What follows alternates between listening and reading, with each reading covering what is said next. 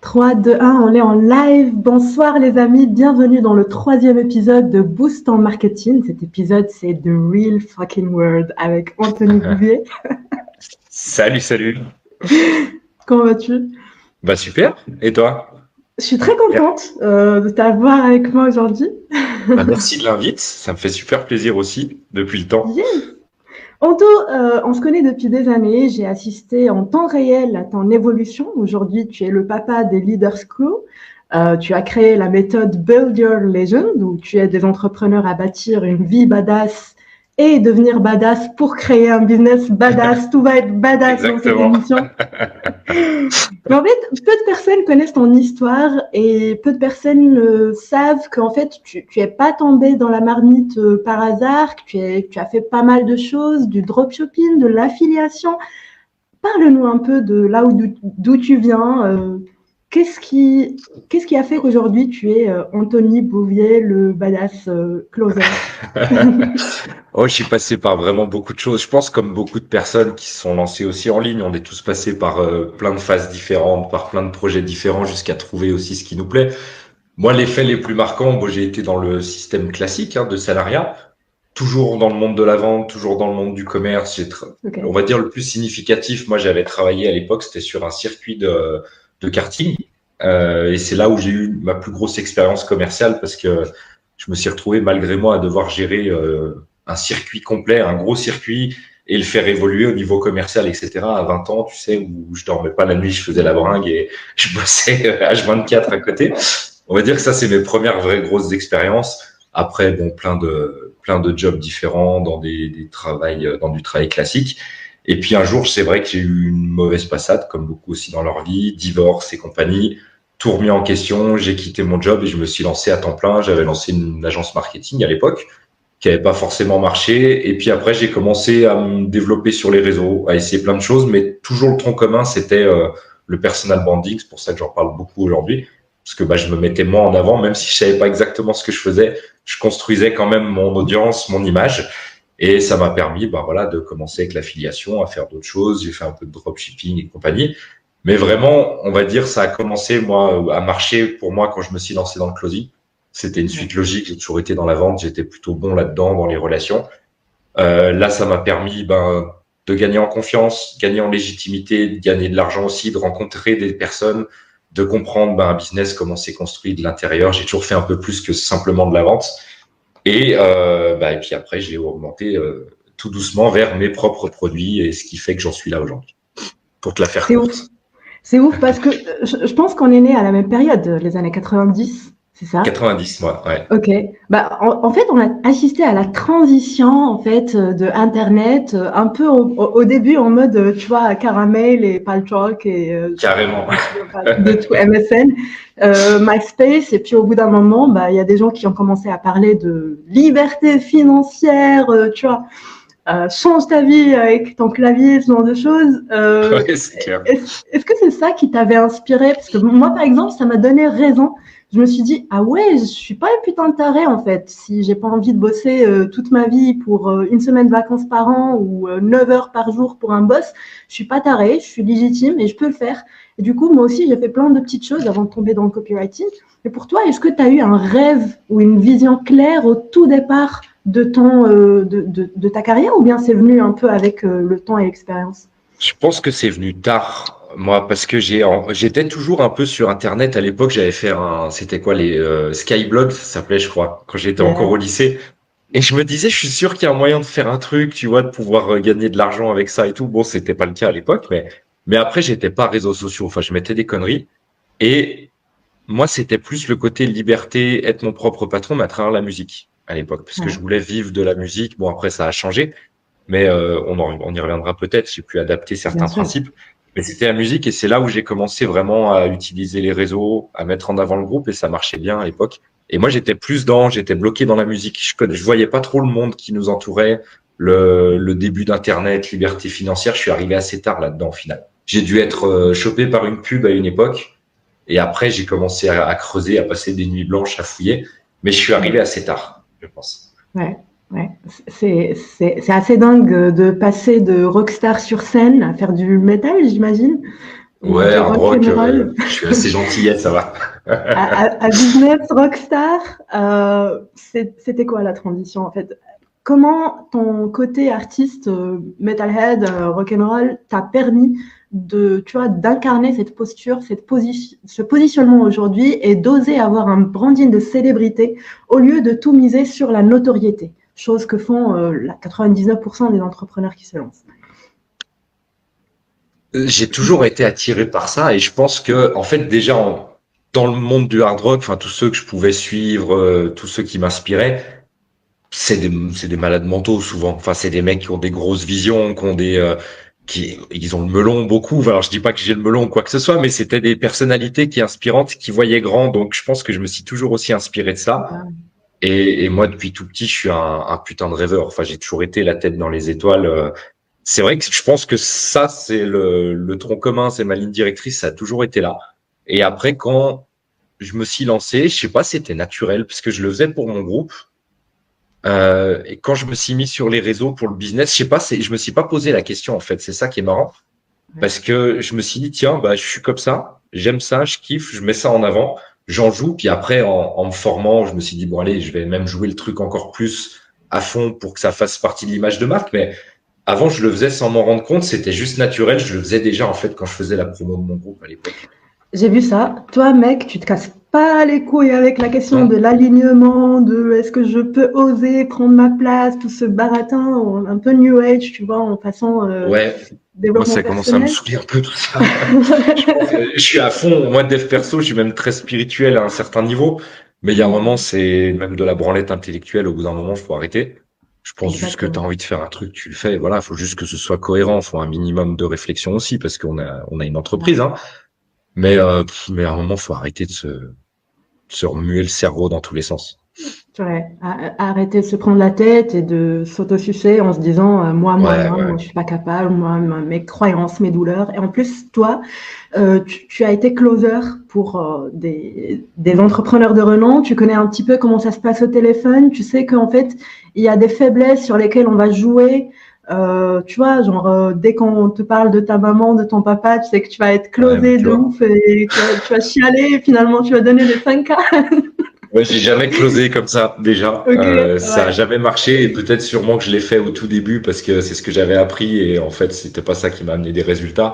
Et Yeah. c'est la même chose que là je te dis sur l'image, arrêtez de se prendre la tête. C'est pareil. Enfin j'en parlais, j'ai enregistré une formation tout à l'heure en plus où je parle de ça. À un moment on est tellement conditionné aussi dans des scripts, dans des process qu'on se dit on va agir avec tout le monde pareil, il faut appuyer ici ou appuyer là-dessus. En fait, sois normal, intéresse-toi aux gens. Les gens, ils achètent quand tu corresponds à ce qu'ils veulent, tout simplement, et que tu es la seule personne pour eux. Est-ce que tu as besoin d'aller creuser les douleurs, faire chialer, etc. C'est pas du tout le cas. Donc Ouais. Moi, c'est je ça. dirais même, Je pense que après, dans mon cas, en tout cas, ça a toujours été assez naturel la vente. Ça s'est fait parce que je connecte plutôt bien avec les gens. Donc ça s'est toujours fait assez naturellement sans que j'ai besoin de trop y réfléchir. On surpense trop en fait dans tout. Marketing, vente, enfin dans n'importe quel domaine, copywriting, c'est pareil. ouais, On surpense tout, on pense en structure, on pense en technique, en phrases toutes prêtes à répondre, alors qu'en fait, ça marche pas du tout comme ça. c'est vrai, c'est vrai. Moi, je te rejoins sur l'idée que les douleurs et les peurs, c'est pas ce qui fait vendre, c'est les rêves qui font vendre, et le fait de rejoindre les rêves des autres, c'est encore plus puissant que de les faire chialer au téléphone. Et c'est là où on reconnaît les vrais closers des commerciaux qui débutent. Hein. Ils sont légitimes, mais voilà, venez regarder les vidéos d'Anthony si vous voulez apprendre le vrai closing.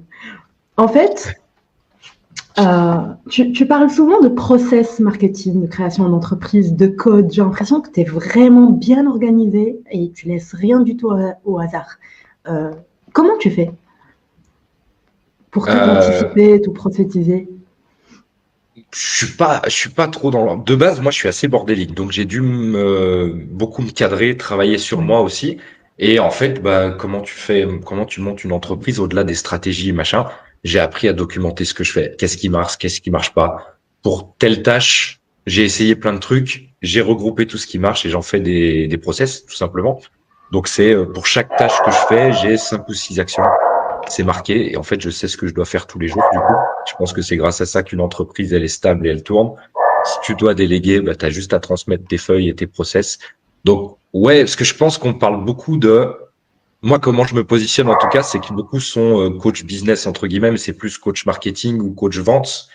Pour moi, coach business, c'est plus que ça, c'est de la structure, c'est comprendre une entreprise que, au final, je prenais l'exemple tout à l'heure, je parlais d'un circuit de karting où j'ai bossé, c'est exactement les mêmes process que j'applique aujourd'hui pour une entreprise en ligne. C'est juste que tu as un pôle vente, tu as un pôle opération, tu as un pôle finance, gestion. Bah, c'est exactement la même chose. Une entreprise, ça marche avec des process qui sont universels pour le coup. Donc, il suffit juste de marquer c'est quoi qui marche pour toi et de l'appliquer. Ouais, ça aussi, c'est un point qui a retenu mon attention, c'est que t'es vrai, t'es franc, et puis tu nous délivres la réalité, les vérités brutales du terrain. Tu n'es pas en mode j'ai lu un livre et je te fais un résumé. Quels sont du coup les fantasmes ou les illusions plutôt qui sont tombées par rapport à ce que tu as appris dans les coachings, les formations, tout ça, et la réalité brute du terrain? J'ai coupé mon mic parce que mon chien il est trop.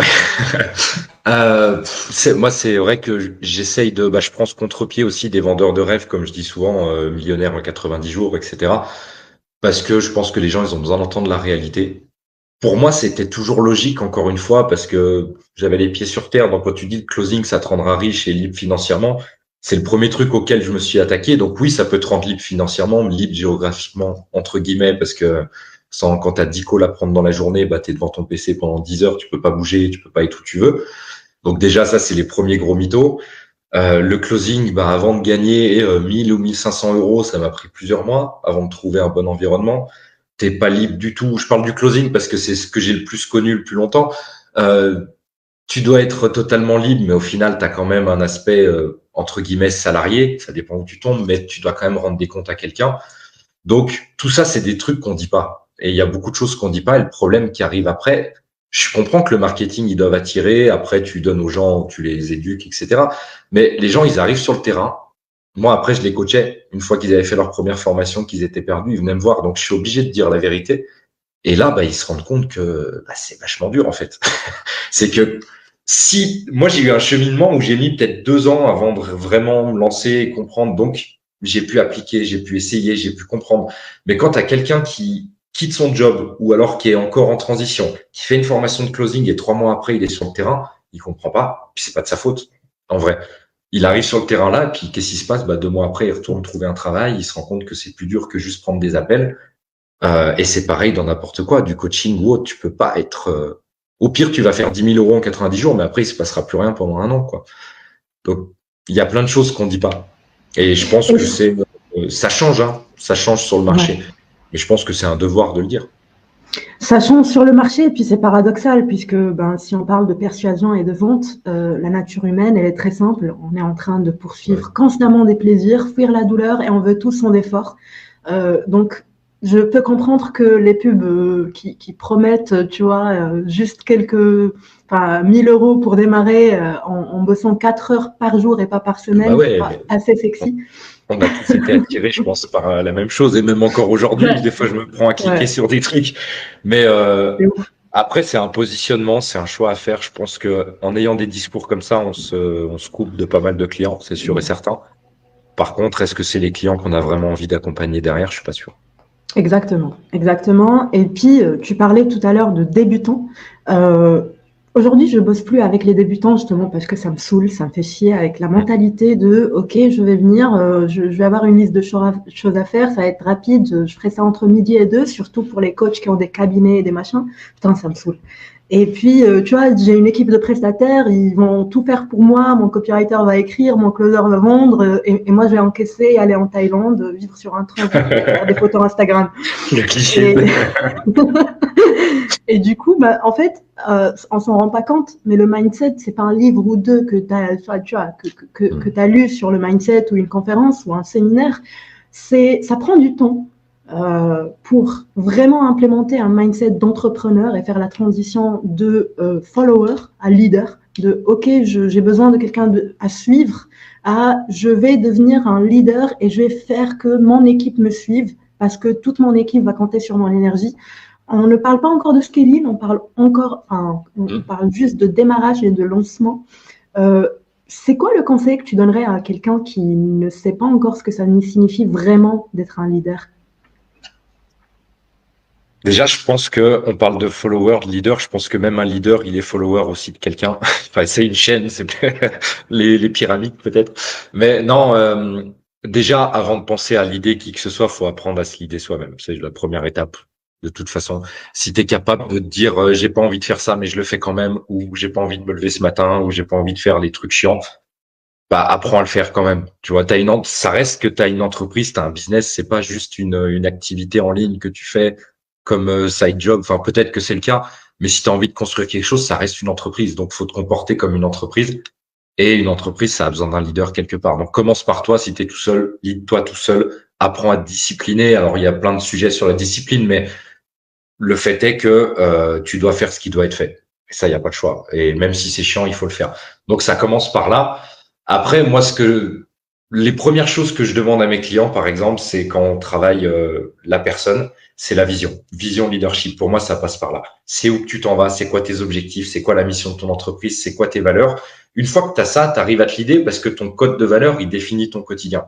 Dès que tu as un choix à prendre, dès que tu as une décision dès que tu as un choix à faire, une décision à prendre, c'est dicté par ton code de valeur. Alors, ça commence par ça, par se tenir à ce qu'on dit.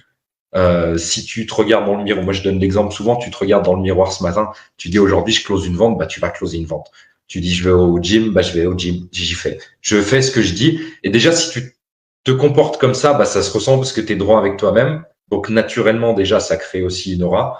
Et après est-ce qu'il y a des trucs, des hacks ou autre chose pour faire en sorte que les gens te suivent, je pense pas. Mais déjà si tu fais ce que tu dis, c'est une première chose. Et après tu dois peindre la vision et faire en sorte que les gens ils adhèrent à leur vision, qu'ils puissent se reconnaître à travers pour te suivre. Mais tout commence par se l'idée déjà soi-même.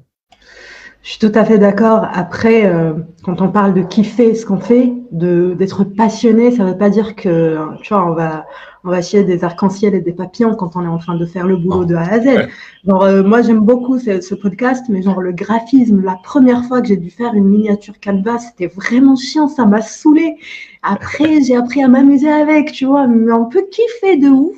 Mais quand même avoir des tâches qui nous saoulent, avoir des appels qui nous saoulent, avoir des journées tu vois, où on n'est pas au top de l'énergie. Mais être un leader, c'est diriger en fait, et ça commence par sa tête, par ce qui se passe à l'intérieur de soi. Et du coup, quand on sait que ton cerveau il cherche constamment de la dopamine, il suffirait de mettre de cette dopamine comme récompense après le travail à fournir. Donc le réconfort après l'effort et pas l'inverse. Et comme ça, tu es en mode, tu vois, en auto-hacking, tu te hacks un petit peu ton propre système pour être dans le smart. Parce que, en fait, en t'écoutant parler, on croirait que tu es un no-life, que tu passes ta journée à bosser, que tu es tout le temps devant ton ordi. Mais moi, je te connais, je sais que tu es souvent sur scène, tu es souvent en train de t'éclater avec Maël. Coucou Maël, si tu passes par là. Tu as un bébé, tu es un papa épanoui. Comment tu fais pour garder l'équilibre? Déjà, pour moi, il n'y a pas de balance. Il n'y a pas d'équilibre. Tu peux pas gérer le pro-perso de la même façon. Je pense qu'il faut être intense dans tout simplement. Intense en business quand c'est nécessaire. Quand c'est moins nécessaire, bah, tu peux être intense ailleurs avec ta femme ou tes enfants. Après, c'est important d'être. Moi, par exemple, je prévois au moins 15 minutes tous les jours, sans téléphone, sans rien, soit avec mon fils, soit avec ma femme, où je suis présent. En fait, les gens, ils veulent pas tout ton temps, ils veulent la qualité de ton temps. Et c'est ça que je priorise. Après, ben, si tu arrives on parlait du leadership, peindre la vision, dire où tu t'en vas, et faire en sorte que aussi ta famille, ils se reconnaissent dans cette vision et qu'ils puissent accomplir leur vision à travers la tienne, ben, ils peuvent comprendre des fois que bah, faudra peut-être un peu plus t'aider et te laisser bosser quelque temps, mais en contrepartie, ils savent que ton temps aussi, demain, il sera plus vers eux. Tu vois, je pense que c'est beaucoup dans la communication, dans l'explication. Et des fois, bah, forcément, tu es obligé de pousser un peu sur le business. Des fois, il n'y a pas le choix. Et inversement. Justement, tu as créé un groupe Facebook comme stratégie et tu as créé une vraie communauté. C'est des gens qui sont vraiment fans de ce que tu fais. Quand on entre dans le groupe, on sent vraiment le mouvement, l'énergie qui bouge quand tu es en live, les posts à haute valeur, mais il y a aussi des posts de mindset et c'est léger. On se prend pas trop la tête. On a souvent des choses à faire, des choses concrètes, pragmatiques. Pourquoi t'es pas allé dans la direction des tunnels de vente et tout ce tralala? Je pense que tu connais sûrement bien puisque tu as fait du closing avec de grandes équipes. Qu'est-ce qui a motivé le choix de Facebook comme outil de vente? La simplicité. en fait. Ouais. Au tout début, c'est vrai que je m'étais beaucoup développé sur Instagram. Après, j'avais laissé un petit peu tomber parce que le closing, j'étais moins présent sur les réseaux, je prenais beaucoup d'appels.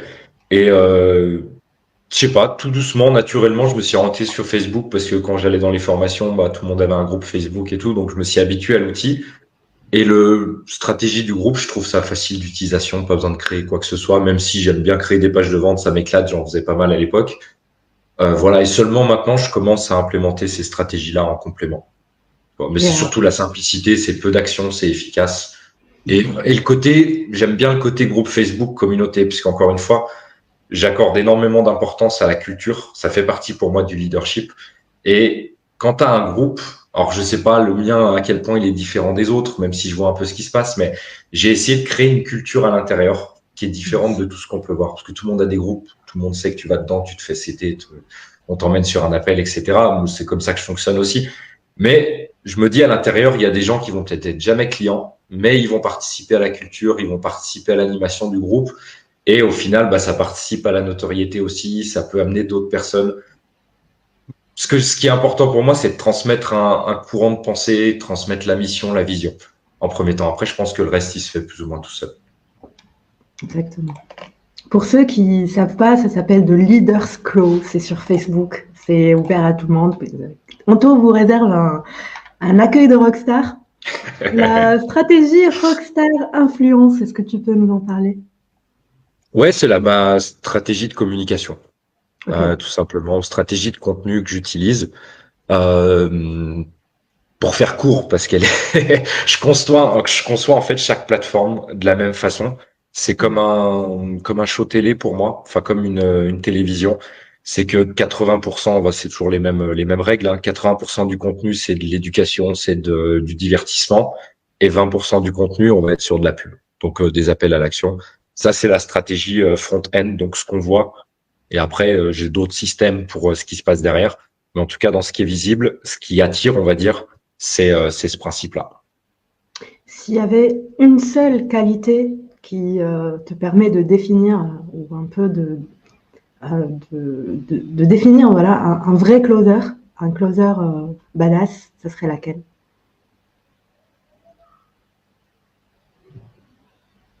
Une seule, c'est difficile.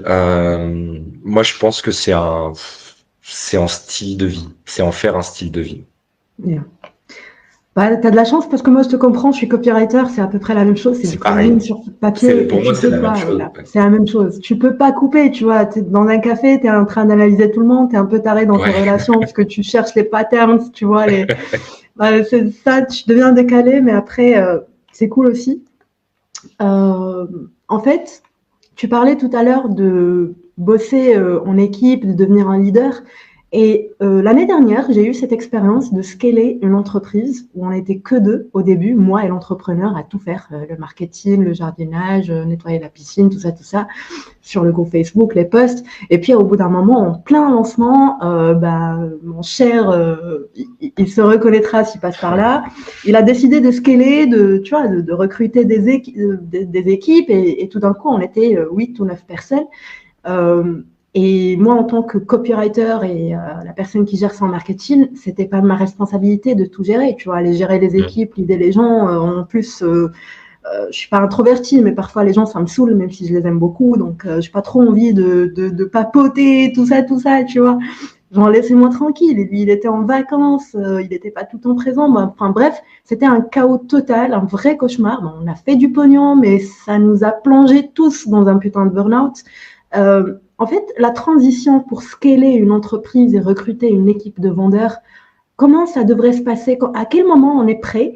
Et alors déjà, à l'intérieur de soi, quand est-ce qu'on se sent prêt à porter sur ses épaules la responsabilité de guider une équipe? Et quelles sont les choses qu'il faut absolument faire pour que ça se passe bien?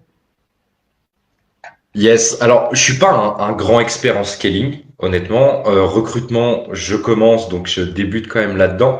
Mais j'ai quand même des choses que je me suis rendu compte. Déjà, sois un leader pour toi. C'est la première étape, comme on disait tout à l'heure. Faut que si tu dis quelque chose, tu dois le faire, sinon tu seras un mauvais exemple pour l'équipe.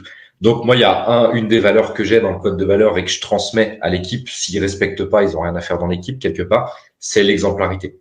C'est tu dois représenter l'entreprise, tu dois dégager les valeurs, tu dois suivre la vision et respecter tous les engagements de l'entreprise. C'est la première chose limite au recrutement à faire.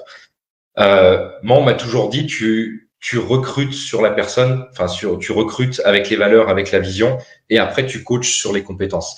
Donc, tu vas pas chercher, bien sûr, il faut des gens qui ont des compétences, mais tu vas chercher des gens surtout qui adhèrent à la vision et qui sont. Là, j'ai la chance en ce moment d'avoir une équipe que j'ai recrutée qui sont là en me disant, je veux travailler avec toi, même si t'as pas encore la place, je m'en fous de l'argent, je veux juste contribuer. Et je pense que ça, c'est le secret, c'est quand tu as des personnes qui sont là pour la vision, bah derrière, tu peux t'appuyer vraiment dessus. Et t'as pas besoin, tu dois être un leader, tu dois produire pour eux, tu dois faire en sorte qu'ils aient à manger, etc. C'est notre rôle. Poser des questions, savoir si ça se passe bien pour eux, de quoi ils ont besoin. En fait, tu dois être là pour les servir, tout simplement. Mais si tu peins la vision encore et encore, parce que je pense que c'est un job de tous les jours, c'est la vision, c'est ça, peindre la vision tout le temps, faire en sorte que tout le monde avance dans la même direction, je pense que le secret, il est là. Si les gens ils sont là pour l'argent, pour une mission complémentaire, parce qu'ils n'ont pas assez avec leur autre mission, ça peut pas marcher. Pas sur du long terme, en tout cas.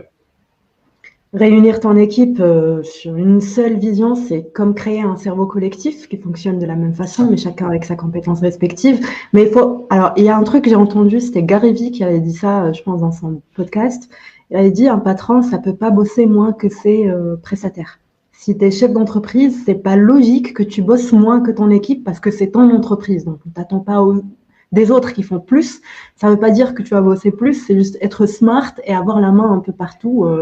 Pour voilà, les prendre par la main et avancer ensemble et pas leur demander de se faire avancer. Il y a une nuance, exactement. C'est toute la différence. Et ça, c'est de plus en plus répandu. On parlait du closing tout à l'heure. Les closers, il y en a tellement sur le marché et il y a tellement aussi de personnes qui n'ont pas compris qu'il faut qu'ils se bougent un peu le cul au départ, qui vont aller dire, tiens, je recrute un closer et je vais m'attendre à ce qu'il fasse tout, qu'il prospecte, qu'il vende, que j'ai rien à faire. Tu vois, et c'est exactement ça. C'est que non, fais déjà quelque chose avant, montre que c'est possible, montre l'exemple. Et après, tu prends des personnes qui peuvent t'aider. Ramène-moi des leads qualifiés, tu vois, donne de la valeur, soigne ton énergie, etc., etc. Et puis, ce que je voulais dire, il faut pas oublier que, en fait, un closer, ça transmet en fait ce que tu fais déjà. Donc moi, ce que je recommande aux gens, c'est de déjà faire ça eux-mêmes avant de déléguer, parce que déléguer, c'est pas se débarrasser, et c'est là où on reconnaît vraiment un vrai leader, un entrepreneur qui a de la bouteille, c'est qu'il s'y connaît, tu vois. Aujourd'hui, les entrepreneurs avec qui je bosse, ils s'y connaissent tous en copywriting. Quand ils lisent ma page de vente, ils savent qu'est-ce qu'ils sont en train de lire, c'est quoi, pourquoi j'ai écrit ça ici, pourquoi ça là-bas. Mais en débutant, il ne reconnaîtra jamais la valeur de ton travail et du coup, ça crée une certaine dissonance. Parlons de la vente. Aujourd'hui, il y a plusieurs écoles. Il y a l'école agressive. Vas-y, on y va à fond. On utilise toutes les structures possibles et imaginables. On teste, on fait du pognon, on s'en balèque de l'éthique, tout ça, tout ça. Et il y a l'école un peu bisounours où on considère la vente comme, tu vois, diabolique ou vendre son âme au diable. On est de ces gens-là. En fait, j'ai l'impression qu'un gros malentendu, ça part d'une vraie incompréhension du secteur. Et je me demande parfois pourquoi on devient entrepreneur si on ne veut pas vendre. Parce qu'il ne s'agit pas, tu vois, de créer des shampoings, il s'agit finalement d'apporter de la valeur et donc de vendre. C'est quoi ton avis sur la question? Est-ce que la vente peut être éthique? Mais la vente de base, c'est éthique. En fait, tu as un produit qui correspond à un besoin, faut juste que, oui, entre toi et ton concurrent, tu vas faire en sorte de mieux correspondre que les autres. Mais la vente de base, c'est éthique. Enfin, il y a rien autour de nous qui est pas de la vente. J'ai acheté de la Contrex, c'est sûrement ma femme qui a acheté ça. Il y a sûrement une raison, tu vois. Enfin, elle a un besoin, elle prend un truc qui correspond. Donc, la vente agressive qui pousse, etc. Je pense que les gens ils sont de moins en moins dupes maintenant, avec surtout quand on parle des closers et tout. Je pense que les gens ils sont saoulés, donc ça va pas marcher longtemps. Mais après, bien sûr, en tant que copywriter, tu sais qu'il y a des trucs où il faut appuyer un petit peu dessus. C'est pas tellement pour faire passer à l'action, c'est juste pour montrer c'est moi la meilleure solution pour toi. Mais de manière, si t'as pas de besoin, tu vendras pas dans tous les cas. Mais tout est vente. Si t'as pas envie de vendre, t'as rien à faire dans ce métier-là. Exactement. C'est les bases vraiment. Et puis ça part de vraiment se connecter à qui est ton client. de savoir à qui tu t'adresses et puis de créer des liens, de tisser des liens. Et comme dans n'importe quelle relation, de dire, toi, tu vas voir une meuf, tu vas pas lui demander, tu vois, d'aller chez toi le soir même. Tu vas créer une relation, un lien, et tu vas te Bon, je trouve que connecter ça à elle. marche, je trouve que c'est jamais, mais non, je rigole. Exactement. Et du Non, coup, non, la mais oui, vente, c'est avec- pareil. Mais je parle vraiment des connards qui nous envoient des messages à longueur de journée. Et regarde, mon offre, elle est vraiment géniale. Inscris-toi tout de donc ça, suite. c'est Ou alors, horrible. c'est horrible, ça me saoule. Tu vois, moi, je bloque direct. Mais après, je me dis, bah, ça, on devrait regrouper tout ça, tous ces gens qui ont rien pigé à la vente et qui perdent leur temps et leur offrir une vraie formation en vente. Mais je pense qu'ils ne le feront pas. Enfin, bref. C'est des gens qui comprennent pas, en fait. Je pense que c'est juste Ouais, des gens qui copient des modèles qu'on leur a appris ouais, ouais. par des gens qui savent déjà pas ce qu'ils font. Et c'est ça le fléau, en fait. C'est ça le problème des formations, des vendeurs de rêves et tout ça. Même dans le MLM, il y en a beaucoup. C'est un peu le même concept. Des gens inexpérimentés et incompétents vont apprendre à d'autres gens à être inexpérimentés et incompétents qui vont transmettre encore à d'autres gens. Et au final, tu te fais harceler des mêmes messages par les mêmes personnes qui vendent les mêmes merdes. Exactement. Ouais. Et j'ai envie de Alors, dire, c'est pas tellement de la faute des gens, même si c'est un peu de leur faute quand même de pas s'en rendre compte, mais je sais pas à qui la faute est. Ça part de tout en haut sûrement, mais il y a un moment, il y en a un qui a merdé dans le potage. ouais. Bah, je pense que c'est vraiment, on revient à la nature humaine, tu sais, on veut tous sans faire d'efforts et on Ouais, croit que faire un copier-coller ou plagier, c'est un raccourci, alors que non, tu te fais flinguer toi-même. C'est de l'auto-sabotage finalement. Après, tu as d'autres personnes, tu as le genre de personnes qui viennent te voir pour, tu vois, faire des appels de sympathie, voir ouais, si là, nos c'est pas bon. synergies vont bien ensemble, tu vois, et toi, tu as un planning de malade, 6000 choses à faire, et il croit le mec que tu vas sérieusement parler avec lui pendant 1 heure juste pour découvrir s'il est Ouais, sympa. Ouais, je parle pas de la drague, parce que j'en ai parlé, ils ont cru que je parlais de la drague, mais non, je parle des entrepreneurs qui n'ont pas les couilles d'oser parler de leur offre. Et d'ailleurs, ouais, tu l'as dit tout à l'heure, la vente n'est pas éthique, la vente est éthique, c'est pas une question d'éthique, c'est en fait à la base, ça, c'est le produit, en fait, la délivrabilité. C'est là où on peut ouais, parler d'éthique. C'est que quand tu as un produit de merde, bah, tu n'as pas besoin d'utiliser des méthodes, tu vois, vraiment dark ou hardcore pour convertir. exactement. Quand tu as un produit et une offre vraiment bon, bah, tout le reste, ça devient, tu vois, un plus, un push-up pour faire plus de ventes. Et on peut carrément supprimer genre le copywriting quand tu as une bonne offre. Pour toi, Ouais, exactement. c'est quoi une bonne offre? Une bonne offre pour moi. Moi, je suis toujours dans le fait déjà de promettre, pas forcément. Je dis juste au revoir à mon fils qui s'en va. C'est de promettre un résultat, mais de délivrer plus. Moi, je suis toujours dans le fait de donner toujours plus que ce que les gens attendent. D'amener du résultat. Après, tout dépend dans quel secteur, dans quelle offre, mais amener du résultat, du soutien. Pour moi, c'est le service client, c'est le meilleur marketing. Donc, je mets énormément d'efforts là-dedans. Je préfère investir du temps, de l'énergie, de l'argent dans le service client parce que c'est ce qui fera la différence. Derrière, tu as plein de concepts pour faire des offres, mais il faut une suite logique. Il faut que les gens ils se sentent encadrés. Que quand les gens, si on parle de coaching par exemple, quand ils rentrent, faut qu'ils sachent où ils partent, où ils vont, quoi faire à chaque étape et quoi faire s'ils sont perdus. Moi, ce que je dis toujours dans les premiers rendez-vous avec les clients, c'est le moindre truc, tu demandes. Si tu as besoin d'aide, tu demandes. Même si c'est des questions cons. Enfin, je veux surtout pas que les gens soient dans le flou. Et je pense qu'une bonne offre, c'est ça. Et après, elle parle d'elle-même avec le temps. On a une question sur Facebook. Je voudrais bien avoir l'approche d'Anthony par rapport à la provocation du client. Par rapport à la provocation du client, si tu peux préciser, s'il te plaît, sur ta question, j'ai pas trop compris, en vrai. Yep. Moi non plus. Mais j'imagine que ça a un rapport avec comment s'approcher du client, comment initier la conversation et quels sont les points sur lesquels il faut appuyer sans être méchant, mais juste pour, tu vois, créer du lien et puis Pour faire bouger son énergie. avant la vente, Choisir tu veux ton dire? provoquer. Alors la réponse était provoquer à choisir ton produit. Ah ouais, inciter Ah, à ok. agir quoi. Inciter à agir. Moi, je pense que c'est juste arrêter de se poser les questions de comment faire, justement, et juste écouter la personne. Écouter la personne. Donc oui, quand tu apprends le closing, on va t'apprendre à poser les bonnes questions. Pour moi, il y a quelques petites questions que j'utilise tout le temps. C'est ce que j'appelle question de clarification. C'est quand tu dis ça, qu'est-ce que tu veux dire par là exactement? Ou dis-moi en plus par rapport à ça. C'est si qu'il y a quelque chose qui a l'air important pour la personne, qu'il répète souvent. Je veux qu'il m'explique vraiment pourquoi c'est important pour lui. Donc, je vais creuser toujours un petit peu pour comprendre son besoin. En fait, provoquer c'est juste les gens ont besoin de se sentir compris. Et quand ils se sentent compris et que tu proposes ton offre qui est en rapport avec ce que lui a besoin, je pense que ça se fait tout seul.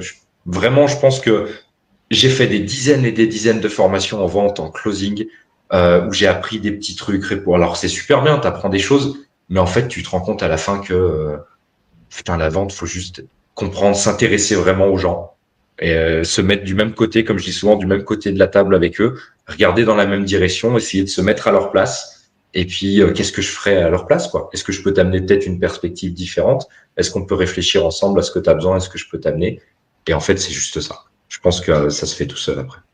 Est-ce qu'il y a une différence entre vendre, et là je parle pas de closing, je parle de vente en général, entre vendre un produit physique, je sais pas, des compléments alimentaires, et un produit d'information? Non, le principe est toujours le même. Après, je pense que c'est juste l'éducation des gens. Acheter du coaching, bon, ça commence à se démocratiser, mais ça reste un move qui se fait pas naturellement pour beaucoup de personnes. Mais après, les concepts, c'est la même chose. Tu viens appuyer sur les mêmes leviers. Tu comprends la personne, de quoi tu as besoin, tu veux aller où, c'est quoi tes objectifs, c'est quoi qui t'en empêche. Voilà, fais ci, fais ça, prends ça. Voilà. Je pense que c'est la même chose pour tout. Je vendais des tracteurs tondeuses à l'époque. Euh, sur des gros trucs haut de gamme, tu jouais sur l'émotionnel. Tu veux avoir le plus gros tracteur de ton quartier parce que ça fait classe, parce qu'il est beau, il est noir et orange. Et c'est un tracteur tondeuse, hein, t'en avais à 300 balles et puis t'en avais à 5000 euros. Mais tu t'appuyais sur les mêmes leviers quelque part. Yeah, yes. En fait, c'est la préparation qui fait la vente. Et pas au moment de la vente, ça y est, tout est joué, t'as pas besoin. Mais la préparation, c'est vraiment simple, c'est segmenter, savoir qui sont les gens à qui tu t'adresses, segmenter un max, et puis faire du trading. Donc, qu'est-ce que tu échanges? Quels sont les points que tu échanges? Quel désir tu échanges contre de l'argent? Quelle douleur tu l'aides à supprimer? Quelle opportunité tu l'aides à découvrir? Tout ça, tu peux faire une liste de tout ça et puis pendant la vente, tu pioches de cette liste que tu vas garder à l'esprit les points qui vont intéresser la personne que tu as en face parce que ça va être une personne unique et parce qu'elle est là et elle a besoin d'être écoutée, comprise avant même que tu lui proposes une nouvelle opportunité ou la solution à son problème. Il y a juste une chose qu'on ne dit pas suffisamment, c'est qu'il ne faut pas dézinguer les croyances des autres, sinon ça va créer des barrages mentaux et des barrières à la vente. On rejoint les croyances, on les dézingue pas, on les casse pas. On peut les décortiquer, on peut aller chercher l'origine d'une croyance, mais on va pas leur dire vous avez tort parce que le désir le plus profond d'un être humain, c'est d'avoir raison, c'est pas d'être heureux, bizarrement. Et ça, vous pouvez le remarquer dans votre famille pendant le dîner de ce soir. C'est intéressant parce que ça amène sur plein d'autres sujets. Je pense qu'on serait parti pour 3 heures de live si on parle là-dessus. Mais pour moi, il y a un concept que j'ai découvert plus ou moins, mais mis des mots dessus depuis peu de temps. C'est qu'en fait, il y a 3 types de profils que tu vas avoir. C'est les gens, et je pense que dans ce qu'on fait, c'est ce qu'on a le plus, qui sont un peu en mode survie et qui sont égoïstes, ils veulent un résultat à leur problème tout de suite, ils veulent régler leur douleur. Après, tu as des gens qui sont peut-être plus avancés dans leur évolution. Eux, c'est plus, ils vont chercher un bénéfice, ils vont chercher un plus ou une simplification. Et après, tu as les gens qui achètent sur l'identité, la nouvelle identité, l'appartenance ou des choses comme ça. Et quand tu es capable, sur un entretien de vente, au-delà de toutes les questions classiques que tu peux poser, mais découvrir dans quelle situation, dans quel état la personne se trouve, tu peux juste appuyer sur les bons leviers. Si toi, tu es en mode survie, je vais pas te vendre une nouvelle identité ou l'appartenance à un groupe, je vais te vendre du lead et des ventes tout de suite. Si je vends du coaching business, par exemple, ou la liberté financière dans 90 jours, pour le coup, ça marche, tu vois. Mais quand tu comprends la personne dans quel état psychologique elle se trouve, tu peux appuyer sur des leviers différents, c'est sûr. Et pour revenir, pour terminer, tu parles des croyances. Encore une fois, il y en a plein qui disent, en closing, c'est très répandu, on dit tu vends une nouvelle identité à la personne pour qu'elle s'adapte, qu'elle change sa façon de prendre des décisions, qu'elle change sa façon de passer à l'action, etc. Donc, tout le but d'un call de closing, c'est de vendre une nouvelle version. Mais ce qu'on dit, c'est que tu peux pas vendre une nouvelle version si la personne a plein de croyances, si elle a un environnement de merde, si elle se sent pas capable, etc. Donc, avant de dézinguer une croyance, tu as plein de paliers à passer. si la personne est, je prenais l'exemple l'autre jour dans un live, une personne qui est au RSA, qui a gagné le RSA toute sa vie, tu peux lui vendre une nouvelle version d'elle-même qui prend d'autres décisions, bah, n'empêche que dans sa tête, elle a un environnement de RSA. Donc, change d'abord peut-être son comportement, ses habitudes, avant de penser à essayer de casser une croyance ou quoi que ce soit. Tu vois, ça, après, on est dans la psychologie, on peut aller loin, mais c'est juste la compréhension de l'autre. Et en fait, la vente, c'est ça. Si on veut être bon là-dedans, en tout cas. Après, moi, mes techniques, personnellement, je fais très rarement des appels de vente. C'est vraiment sur candidature quand on veut bosser avec moi en copywriting et je fais plus de prise en charge. Donc, on travaille ensemble par atelier. Donc, il faut que ça vibe, il faut que ce soit la même énergie, il ne faut pas que tu me saoules, tout ça, tout ça. Et, j'ai remarqué que quand je passais, tu vois, une pilule dure par rapport aux croyances pour pas heurter la personne en face, ce que je fais, c'est raconter une histoire sur moi.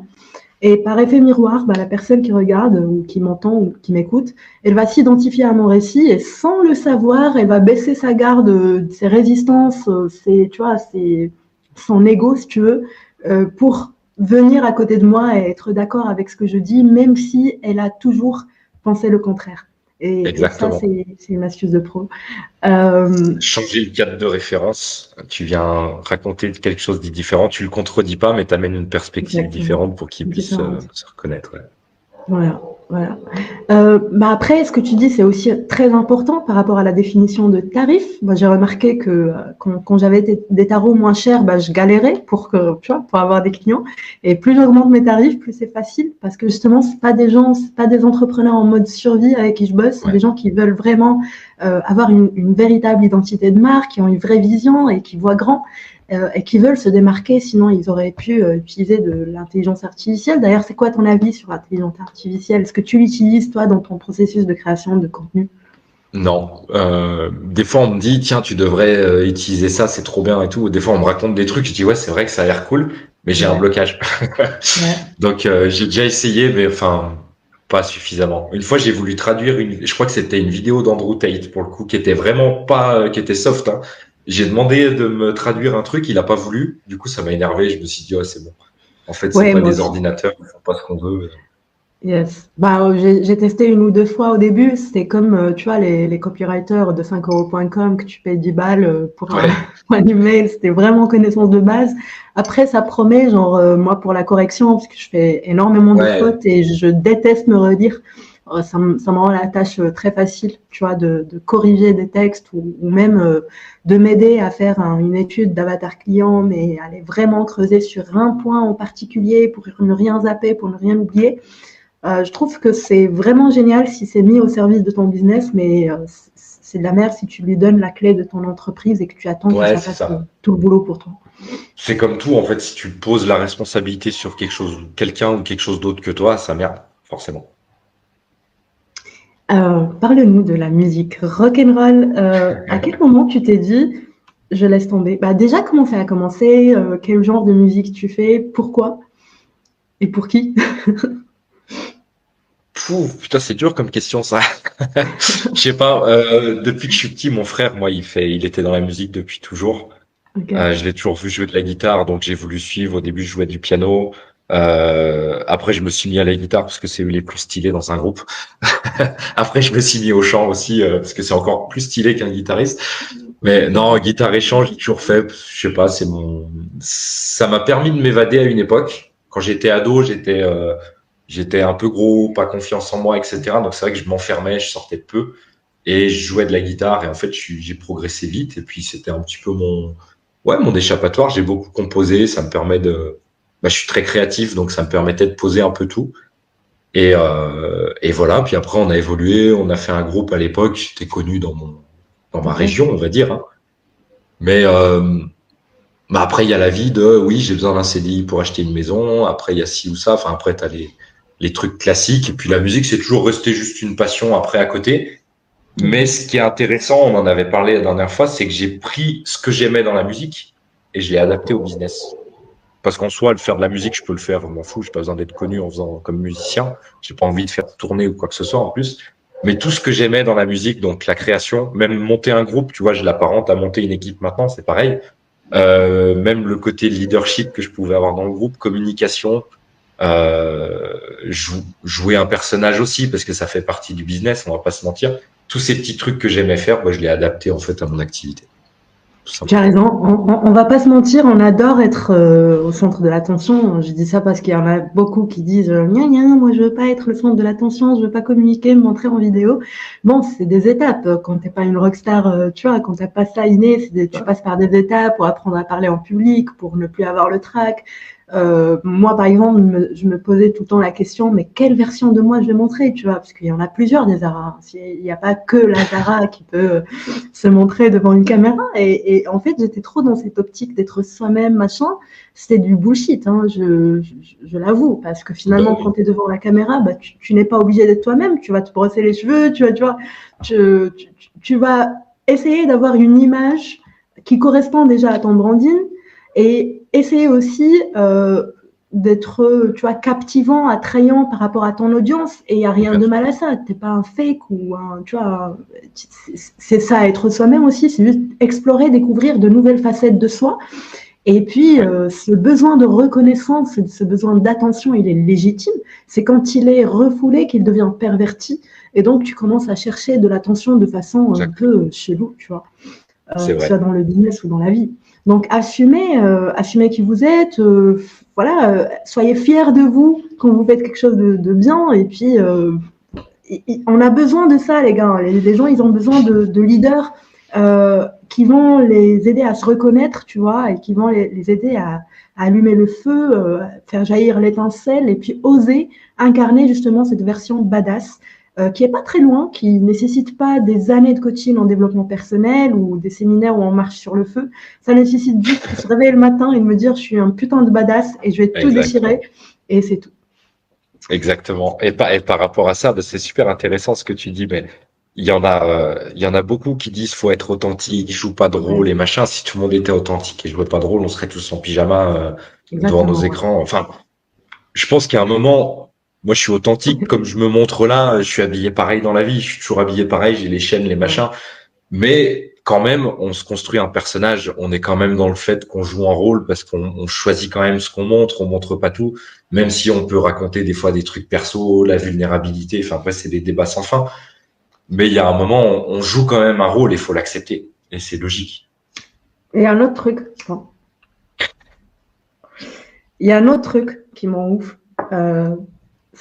C'est même le contraire. Si tu regardes bien, quand tu crées ce rôle qu'on appelle un branding, une image de marque, parce que tu es ton propre business, tu es ta propre niche, donc tu as une image à donner.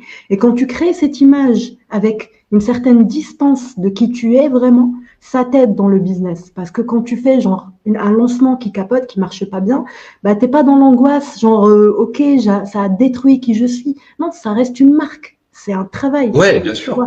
C'est pas toi. Tu laisses pas rentrer le bordel à l'intérieur de ton âme et puis te déchirer, t'étrangler, à te dire t'es pas assez bon, tu crains, à te taper des crises de panique quand ça marche pas ou quand tu donnes pas la bonne image. Tu crées une certaine distance. Genre Zara, c'est une image de marque. C'est pas la même qui va être, demain dans une rave à danser avec ses copains. Mais en fait, ça me permet de créer une distance et donc de me présenter au monde avec. C'est un peu comme les plateaux télé, tu vois. On s'en fout de l'animateur télé. On vient pas pour lui. On vient pour l'information. Et donc, la personne qui est là, tu la vois pas. C'est pas la même que le week-end avec ses enfants ou pendant les pauses déj en train de manger avec ses collègues. Et d'ailleurs, tu ne viens pas pour l'animateur télé. Tu viens pour l'information qu'il va te donner. Ou le divertissement. Ouais, bien sûr. Ouais. Dans le web, c'est la même chose. Tu viens pas pour la personne, tu viens pour la transformation qu'elle va te donner. Mais tu as envie d'avoir quelqu'un qui va te faciliter, tu vois, le voyage, si on veut, vers cette transformation, grâce à son attitude, à ses informations. Est-ce que ça vibe? Est-ce que ça marche bien avec, tu vois, est-ce que ça te saoule? Est-ce que tu aimes son univers? Tu crois en ses convictions, à ce qu'elle te partage, à son histoire, tu t'identifies à elle. Donc voilà, ça n'a rien d'égoïste d'être le centre de la conscience, c'est même le contraire, parce que c'est depuis le centre qu'on peut transmettre et depuis le centre qu'on peut apporter et servir les gens et leur apporter de la valeur. Exactement. Et c'est intéressant le point de vue. C'est vrai que je l'avais pas forcément vu comme ça. Le point de vue de se dépersonnifier, je sais pas comment on dit. Mais c'est vrai que c'est intéressant aussi. Et les gens, ils viennent pour le produit, faire la transformation, comme tu dis. Et en fait, notre image, notre personnage, c'est juste un canal pour vendre. Enfin, ça sert à ça, c'est de la vente. Les gens, ils sont attirés par des gens comme eux ou comme ils voudraient être. Donc, si tu Voilà, représentes un de ces deux points-là, bah, c'est juste un atout en plus pour vendre, tout simplement. exactement, exactement. Après, il ne s'agit pas de toi. Donc, finalement, oui, ils viennent pour eux. Même quand ils apprécient ton branding, bah, ils l'apprécient parce que ça leur parle à eux, ça leur parle d'un truc Ouais. dans leur vie, quoi. Justement, comment on fait pour créer un branding, je ne vais pas dire authentique, mais un branding qui claque, qui déchire, qui pousse à cliquer et à s'intéresser à l'univers de l'entrepreneur? Euh, qui pousse à cliquer, donc ça veut dire que tu as déjà un côté un peu visuel qui est là. Je pense que c'est que 10%, 15% le côté visuel, mais on va dire que c'est la première chose qu'on voit. Donc, si vous trouvez votre style, moi j'ai pris le côté rockstar parce que c'était des passions, des choses comme ça. Je pense déjà, si vous voulez créer un truc de zéro, faites la liste de qui vous inspire, qu'est-ce qui vous donne envie de cliquer vous, quel univers ça vous parle, mais prenez toujours à l'extérieur du monde du business, pas des concurrents, pas des gens qui ont déjà fait quelque chose, pour être original. Et par contre, si tu choisis d'être une rockstar, choisis, enfin, sois une rockstar à fond. Je pense qu'il faut pousser dans le truc au maximum. Faut en exagérer même pour déjà sortir complètement du lot et pas faire des choses à moitié. Après, Mhm. pour moi, le personal branding, ça va plus se jouer sur, encore une fois, la vision que tu as, à quel point tu es un malade mental. Tu prends un mec comme Elon Musk, par exemple, tu peux te dire c'est un malade mental, n'empêche que il a un super bon personal branding. La vision, la mission que tu as, ton code de valeur, à quel point tu es carré entre ce que tu dis, ce que tu fais, comment tu te comportes avec tes clients.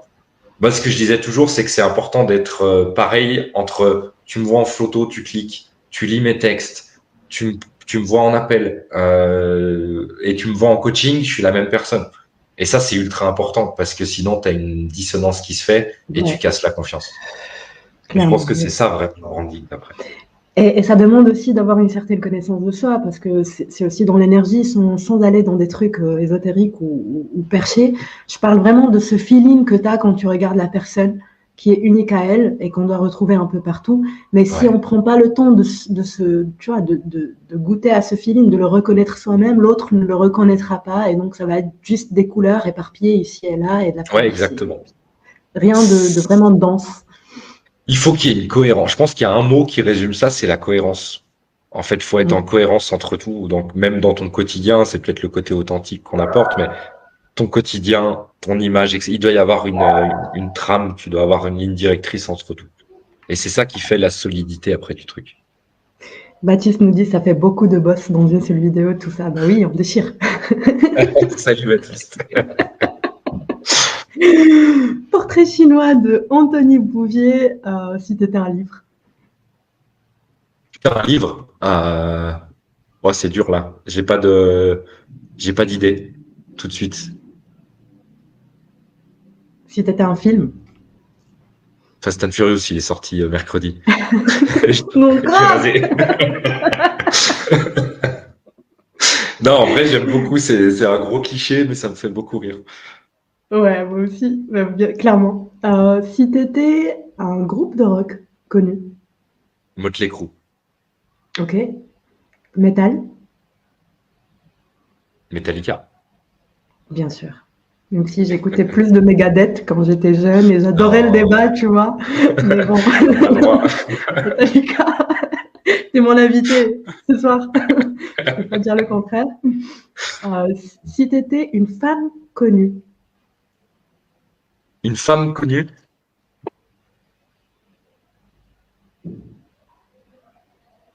Angelina Jolie. Ouais, je suis tout à fait d'accord. Évident, évident. Si tu étais un entrepreneur connu, genre, l'idole, Franchement, personne qui alors t'inspire le plus. j'essaye de plus en plus de me sortir de l'inspiration des entrepreneurs. Parce que des fois, quand on se sent pas toujours bien, quand on se sent pas légitime, on essaye de trop copier. Et je suis tombé aussi dans ces côtés-là et j'essaye de sortir. Donc, j'essaye de plus me comparer déjà à ce niveau-là. Mais une personne qui m'a le plus marqué, je dirais que c'est Alexandre Cormon, avec qui j'ai travaillé, que je travaille Oui, encore. Je connais. Et en fait, bon, on est pareil. Enfin, au niveau façon de travailler, façon de driver une équipe et tout ça, je pense que c'est un exemple. Moi, c'est le mec qui m'a le plus appris, qui m'a le plus fait prendre conscience de certaines choses. Le mec le plus réglo au monde aussi. Ok, Donc, je dirais lui. Franchement, c'est pour le coup, c'est un exemple. c'est génial. J'aimerais bien avoir l'honneur de l'interviewer un de ces jours. Parce que ce qu'il fait, Ça c'est serait pas très différent tu vois, de la vente, du closing, tout ça, tout ça. Il fait du coaching love, si je me souviens bien, de relations. ça, ouais, exactement. Puis il y Donc, a une c'est partie un peu la même business. chose. Moi, je l'ai connu Ouais, parce que j'avais closé pour lui à l'époque là-dessus. Enfin, je m'occupe de l'équipe de vente maintenant, mais c'est plus un ami qu'autre chose maintenant. Mais c'est ouais, le genre de personne que, bah, même gratuitement, j'irai travailler pour lui, quoi. ouais, je te comprends. C'est contagieux. C'est contagieux. Moi, Ouais, franchement, j'ai fait énormément de formations, USA, France. J'ai lu énormément de livres, mais vraiment, ce qui m'a aidé dans ce cheminement qui est toujours en cours, ce sont les gens avec qui j'ai bossé et que je salue d'ici parce que ça m'a apporté enfin, des changements concrets. C'est vraiment contagieux, les gens qui ont une grande vision, une trajectoire claire pour ouais. l'atteindre et qui n'ont pas peur. Ça, Puis c'est le vraiment côté, très inspirant. surtout dans ce milieu-là, enfin, franchement, Ouais, quand t'arrives closer débutant au début, tu te fais traiter comme de la merde, hein. c'est Ouais. ouais, Et ce gars-là, c'est le seul qui s'est occupé de moi vraiment bien, ouais. pour le coup, qui m'a appris à me développer, qui m'a donné des conseils sans le savoir, que je lui ai rendu des services, il m'en a rendu. Enfin, c'est des relations comme ça, franchement, je le souhaiterais à tout le monde. Yeah. D'ailleurs, si on imaginait que tu étais sur une scène devant une foule en délire et que tout le monde attendait ton message pour les aider à avoir une vie badass, pour créer un business badass, ce serait quoi ton message? Deviens un putain d'exemple, tout de suite. Non. Ouais. C'est, pour moi, ça vient de l'exemplarité. Définis qui tu veux être, enfin, tu peux le tourner comme tu veux, mais c'est quoi ta version badass, elle ressemble à quoi? Et sois là maintenant et sois l'exemple de ce que c'est. Ouais, C'est trop exactement. important, il faut qu'il y ait des exemples. Arrête de mettre de la distance, du temps, des espérances, des fantasmes entre toi et cette version-là. Incarne-la tout de suite, porte tes couilles, et puis présente-toi dans le Ouais. monde. Crée, agis, et puis au fur et à mesure, tu apprendras de tes erreurs et tu deviendras meilleur de jour en jour. Ça, c'est Ouais, et un puis excellent en soi, c'est conseil. facile. Enfin, tu l'as défini, Ouais, à quoi je ressemble, comment je prends mes décisions, comment j'agis, c'est quoi mes valeurs. Voilà, c'est fait. bien, exactement. Anto, je vais te dire des mots et tu me donneras ta définition, parce qu'il y a plein de Ok. termes qui ont été galvaudés, et puis ça m'intéresse d'avoir la perspective de toutes les personnes que j'invite sur certains sujets. J'ai donné les mots comme ça au pif. Alignement. Alignement. Ah, ça, c'est des mots chiants, ça, en plus qu'on entend partout. Mais c'est pas des mauvais mots non J'ai fait plus. exprès. Alignement, bah, c'est encore une fois, pour moi, en tout cas, c'est quand tu es aligné entre vision, mission, valeur, que tout est carré, en fait, que ton message, c'est la cohérence un peu pour moi. C'est ça, l'alignement.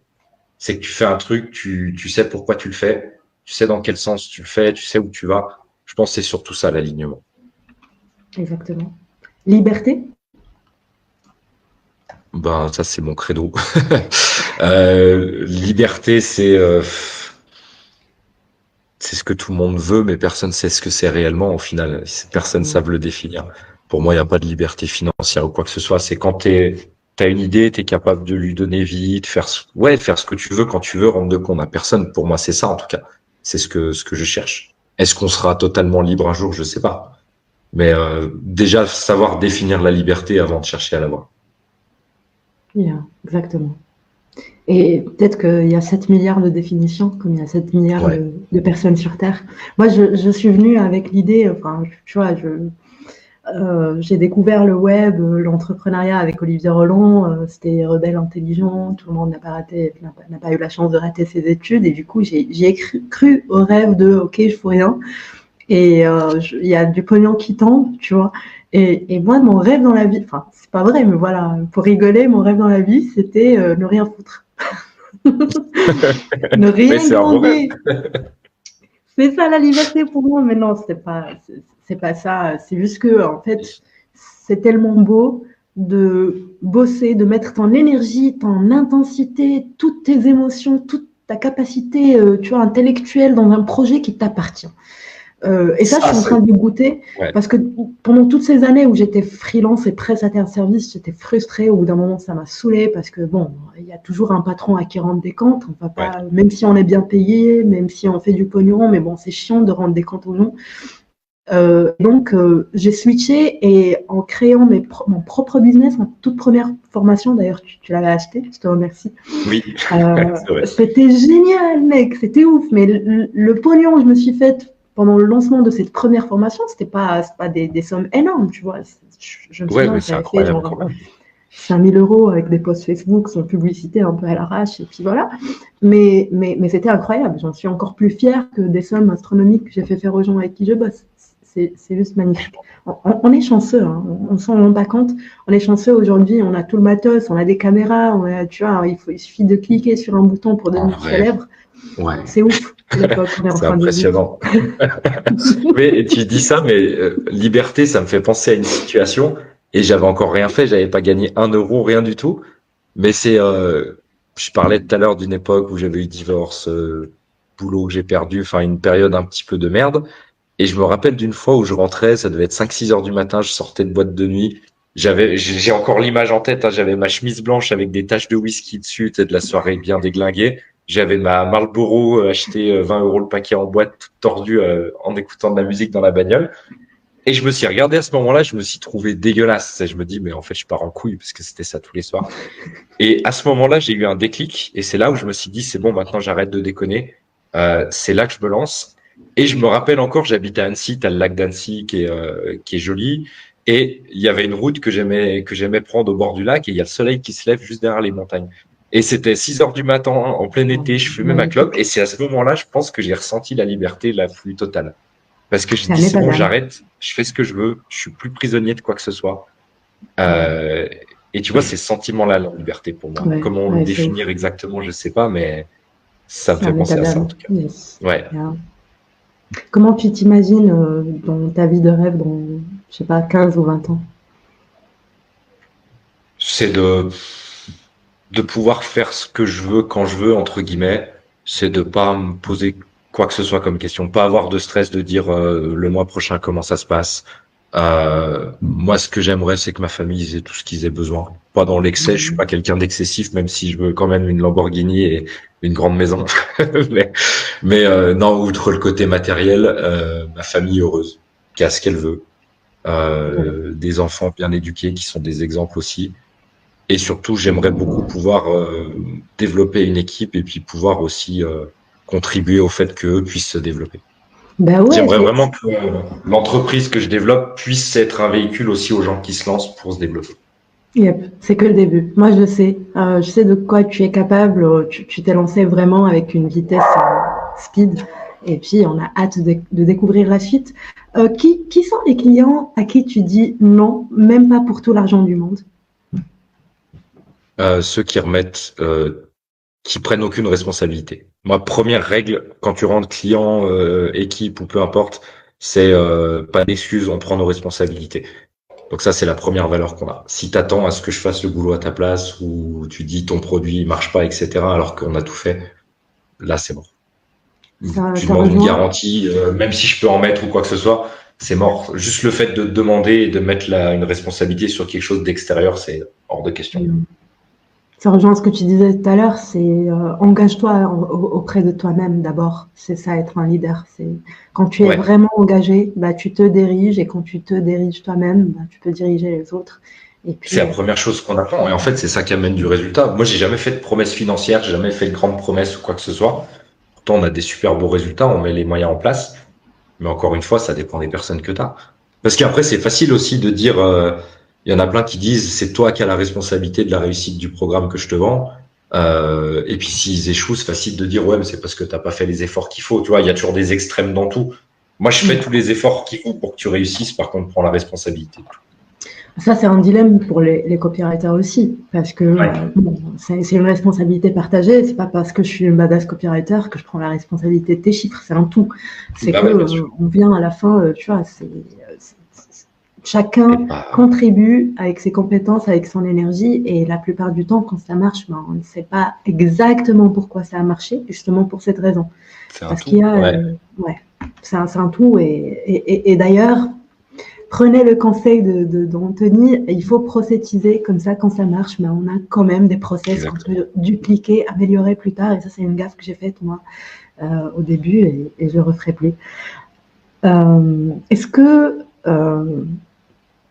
alors, cet épisode s'appelle The Real Fucking World, et ton épisode hebdomadaire sur le groupe de Leaders School s'appelle The Real Fucking World, justement parce que tu nous délivres les vérités brutales du marché. Est-ce qu'il y a eu une fois dans ton parcours de closer ou d'entrepreneur où tu t'es senti déçu parce que tu as fait face à une vérité du terrain que personne ne connaît ou, tu vois? Ouais, il y en a. Comment dire ça pour faire rapide, que tu penses des fois pouvoir enfin le monde il reste quand même pourri, tu vois, ça reste quand même, enfin pourri, encore une fois, ça dépend de qui tu parles. Mais faut se méfier des gens. Pour ça que je parle beaucoup des valeurs, je mets beaucoup en avant la vision parce que ça fait aussi fuir les personnes qui sont pas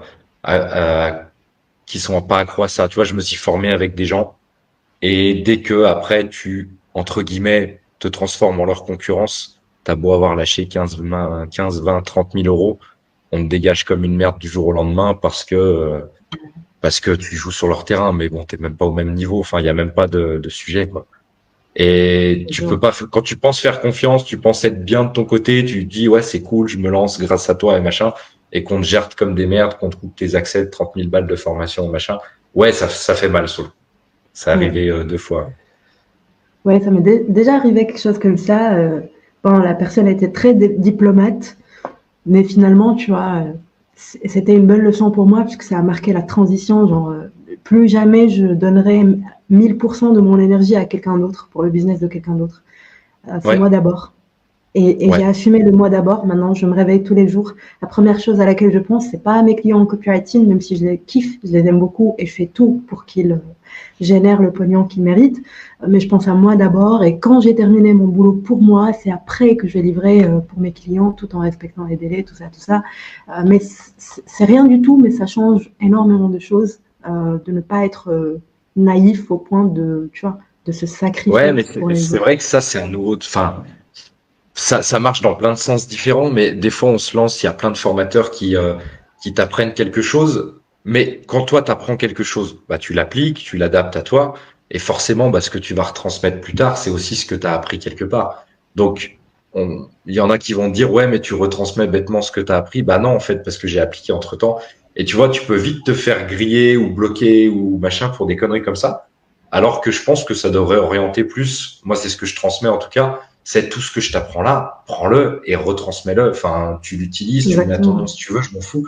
C'est du savoir. Je l'ai pris quelque part aussi, tu vois. Et je pense qu'il y a des guéguerres d'ego qui se font des fois. Et ça, je trouve ça complètement débile. C'est pour ça que j'essaye de couper maintenant un maximum.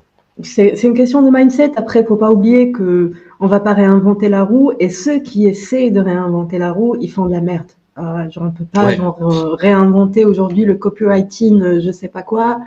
Tu vas faire de la merde parce que c'est basé sur la psychologie humaine. La psychologie humaine, que ce soit le copywriting ou la vente, ça ne change pas. Même si demain on vend un hologramme, ça ne changera jamais dans 100 ans. Tu vois. Alors, tu vas toujours redire la même chose. Tu le dis à ta façon, tu le dis avec ton expertise, avec ton expérience du terrain, avec ton style. Et puis, tu le dis d'une façon, tu vois, un peu emballée pour la personne que tu as en face. Donc, juste avant que je te vende mon programme ou ma formation ou mon machin, bah, sache que j'ai fait un effort, j'ai pris des semaines pour, tu vois, étudier le marché. En fait, je me démarque pas par l'information que je te transmets, mais par l'offre, par le comment, par comment moi je fais pour détecter tes besoins et te donner une réponse spécifique qui va t'offrir des raccourcis, genre pour t'éviter de lire 100 livres. Après, moi, je crois en le libre arbitre et les gens, ils sont toujours libres, tu vois, d'être des cons. Donc, bien sûr. Mais c'est vrai que quand tu as des premières expériences comme ça, quand tu arrives un peu en mode bisounours, des fois sur le terrain, et bah, des fois, ça peut faire mal. Mais après, tu t'habitues. C'est bien. Unbreakable. Avant de finir cet épisode, est-ce que tu as ta guitare à côté de toi? Guitare électrique, mais t'entendras pas. Si, j'ai ma guitare sèche, attends. Bah, j'aimerais bien quand tu écoutes un peu pour finir en beauté et nous préparer à la soirée du demain soir, puisqu'on est en fin de semaine.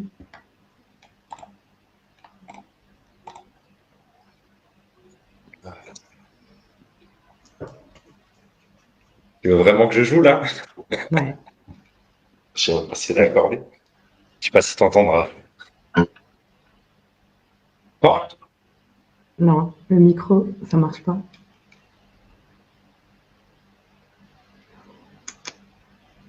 Non, c'est pas pas du tout. grave. Pas grave. C'était On Metallica fera pour ça. toi. On fera ça. Moi, je me suis fait une promesse, c'est de faire 100 épisodes et puis reboucler la roue, tu vois, revenir, réinterviewer mes invités des premiers épisodes. La prochaine fois, on préparera Cool. ça. Vas-y, je prendrai l'ampli et tout. Génial. Merci Je peux beaucoup. t'enregistrer le générique aussi si tu veux Yes. du podcast. C'était ça l'idée. Je voulais pas te le dire, mais. Ah merde. Vas-y. Nickel, merci beaucoup en tout cas. Passe une bonne soirée. Merci à tous ceux qui étaient présents. Merci, c'était une joie de passer ce moment avec toi. Les gars, on se retrouve la semaine prochaine avec Elsa et Mungi et avec Mehdi Bayer. C'était Zara H de Boost en Marketing. Je vous dis à très bientôt. Bon, bonne fin de semaine. Ciao, ciao. Ciao.